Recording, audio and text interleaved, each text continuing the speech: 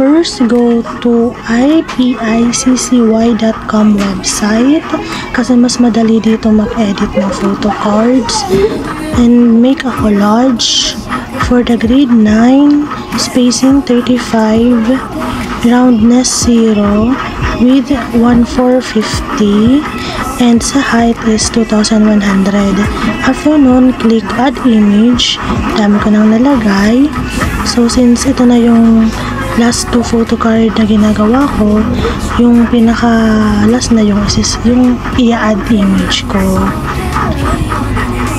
Nakuha ko to lahat sa Facebook page ng BINI from the very start up to end. So, parang latest talaga siya hanggang end. Next is drag mo lang yung color picture kasi mas madali siya guys i-drag. Mas madali kaysa yung pindot-pindot. And mas madali kung may mouse. By the way, I'm using my MatePad kaya medyo mas madali. Next, save highest. Make sure naka 100, save to computer. And para hindi ako malito sa back-to-back ng print, ganun yun, pinag-split ko para makita ko kung saan ko nilagay si Sheena, si Mika, si Aya, ganun.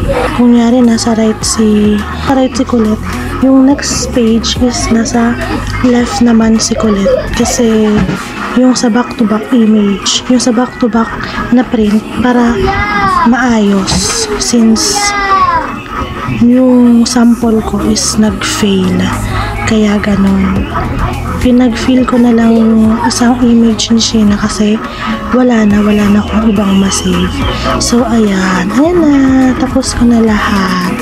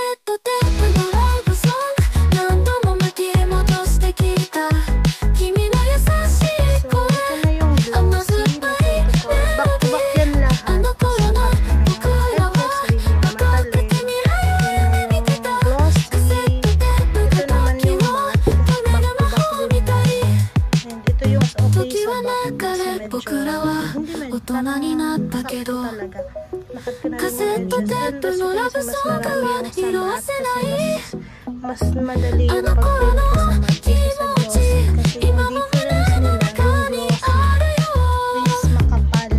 makapal siya kaysa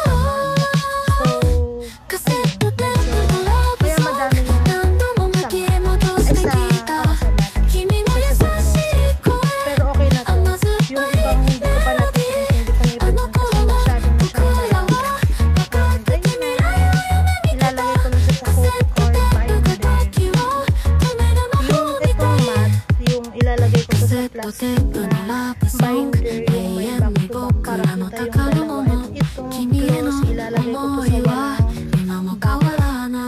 Kita lang yung unahan. So, that's how I make